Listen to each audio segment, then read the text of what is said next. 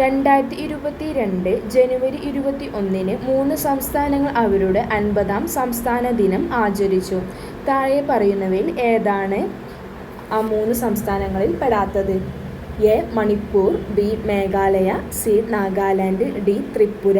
2022 ജനുവരി 21-ന് 3 സംസ്ഥാനങ്ങൾ അവരുടെ 50-ാം സംസ്ഥാന ദിനം ആചരിച്ചു. താഴെ പറയുന്നവയിൽ ഏതാണ് ഈ 3-ൽ 1 അല്ലാത്തത്?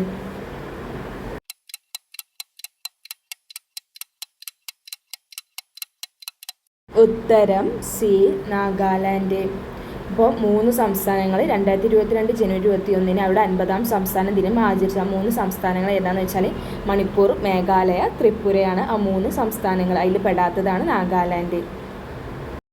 വ്യാവസായികവൽക്കരണത്തിൻ്റെ അടിസ്ഥാനത്തിൽ സാമ്പത്തിക വികസനത്തിന് ഒരു പദ്ധതി തയ്യാറാക്കുന്നതിനായി 1938 ദേശീയ ആസൂത്രണ സമിതി സ്ഥാപിക്കുന്നതിൽ പ്രധാന പങ്കുവഹിച്ചത് ആര്? A. Motilal Nehru, B. Subhash Chandrabose, C. B G. Tilak, D. Maulana Abdul Kalam Azad.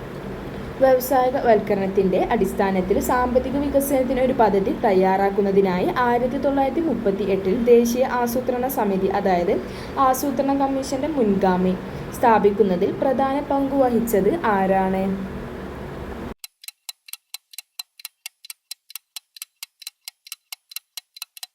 ഉത്തരം ബി. സുഭാഷ് ചന്ദ്രബോസ്. വയനാട്ടിലെ കാടുകളിൽ 1812 കൊളോണിയൽ ആദിവാസി വിരുദ്ധ കലാപത്തിന് നേതൃത്വം നൽകിയത് ആര്? A. Raman Nambi, B. Thalakkal Chandu, C. Pazhassiraja, D. Edachena Kunkan. വയനാട്ടിലെ കാടുകളിൽ 1812 കൊളോണിയൽ ആദിവാസി വിരുദ്ധ കലാപത്തിന് നേതൃത്വം നൽകിയത് ആര്?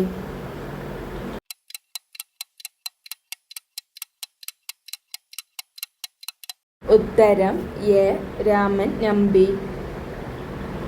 കല്ലുമാല സമരത്തിലെ അല്ലെങ്കിൽ പെരിനാട് കലാപത്തിലോ ഉൾപ്പെട്ട കേരളത്തിലെ സാമൂഹിക പരിഷ്കർത്താവ് ആര്?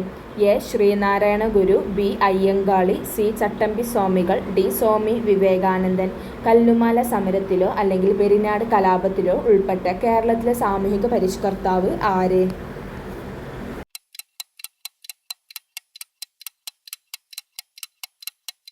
ഉത്തരം ബി.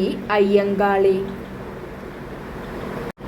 കേരളം സമ്പൂർണ്ണ സാക്ഷരതയുള്ള സംസ്ഥാനമായി പ്രഖ്യാപിച്ച വർഷം ഏത്? A. 1990, B. 1992, C. 1991, D. 1959. Kerala സമ്പൂർണ്ണ സാക്ഷരതയുള്ള സംസ്ഥാനമായി പ്രഖ്യാപിച്ച വർഷം ഏത്?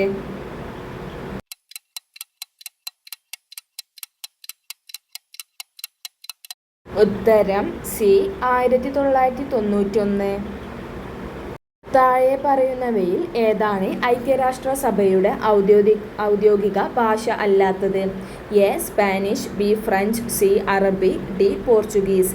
താഴെ പറയുന്നവയിൽ ഏതാണ് ഐക്യരാഷ്ട്രസഭയുടെ ഔദ്യോഗിക ഭാഷ അല്ലാത്തത്?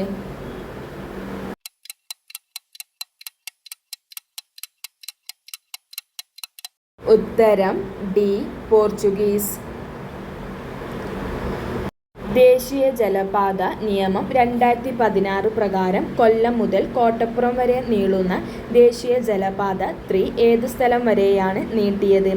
A. Thrissur, B. Kannur, C. Kozhikode, D. Malappuram.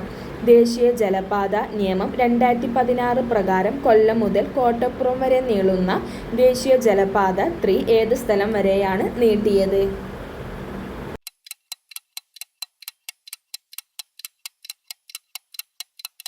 ഉത്തരം സി. കോഴിക്കോട്.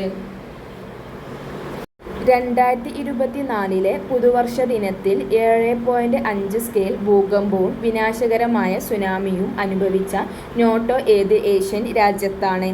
എ. ദക്ഷിണ Korea, B. Afghanistan, C. India, D. Japan. 2024 പുതുവർഷ ദിനത്തിൽ 7.5 സ്കെയിൽ ഭൂകമ്പവും വിനാശകരമായ സുനാമിയും അനുഭവിച്ച നോട്ടോ ഏത് ഏഷ്യൻ രാജ്യത്താണ്?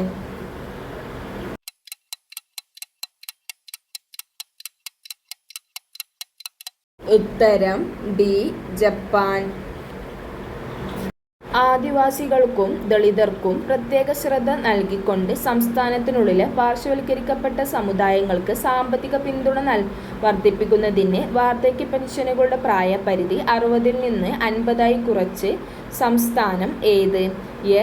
Jharkhand, B. Maharashtra, C. Orissa, D. Chhattisgarh. ആദിവാസികൾക്കും ദളിതർക്കും പ്രത്യേക ശ്രദ്ധ നൽകിക്കൊണ്ട് സംസ്ഥാനത്തിനുള്ളിലെ പാർശ്വവൽക്കരിക്കപ്പെട്ട സമുദായങ്ങൾക്ക് സാമ്പത്തിക പിന്തുണ വർദ്ധിപ്പിക്കുന്നതിന് വാർദ്ധക്യ പെൻഷനുകളുടെ പ്രായപരിധി 60-ൽ നിന്ന് 50-ആയി കുറച്ച സംസ്ഥാനം ഏത്?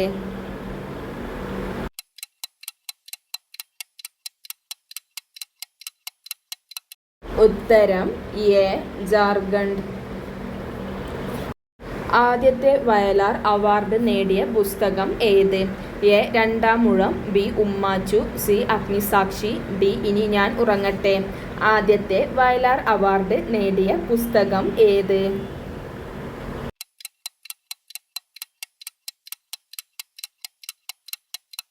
ഉത്തരം സി. അഗ്നിസാക്ഷി. കേരളത്തിലെ ഏത് ജില്ലയിലാണ് തുഞ്ചൻ പറമ്പ് സ്ഥിതി ചെയ്യുന്നത്? A. Palakkad, B. Malappuram, C. Kozhikode, D. Thrissur. കേരളത്തിലെ ഏത് ജില്ലയിലാണ് തുഞ്ചൻ പറമ്പ് സ്ഥിതി ചെയ്യുന്നത്?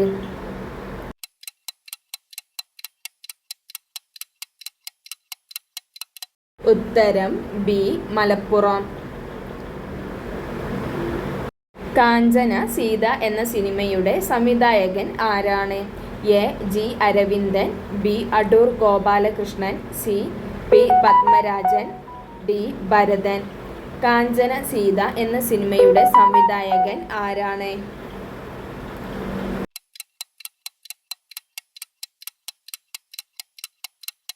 ഉത്തരം എ. ജി. അരവിന്ദൻ. കുമാരനാശാൻ അന്തരിച്ച വർഷം ഏത്? A. 1922, B. 1924, C. 1926, D. 1928. Kumaranasan അന്തരിച്ച വർഷം ഏത്?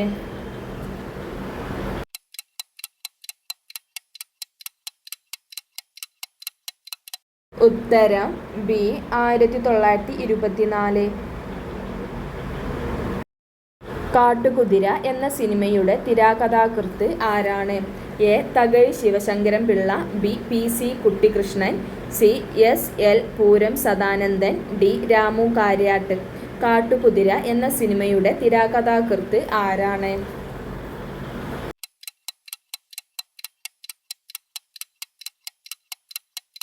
ഉത്തരം സി.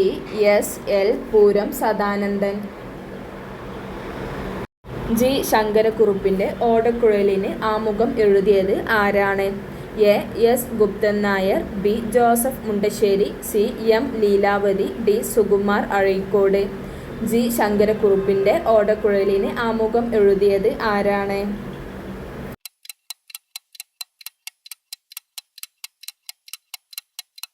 ഉത്തരം A. S. Guptan Nair. Oscar നേടിയ ആദ്യ മലയാളി ആരാണ്? A. Resul Pookutty, B. Satyajit Ray, C. P. J. Antony, D. M. T. Vasudevan Nair. Oscar നേടിയ ആദ്യ മലയാളി ആരാണ്?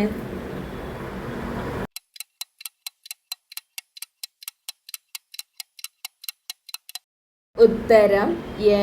റസൂൽ പൂക്കുട്ടി.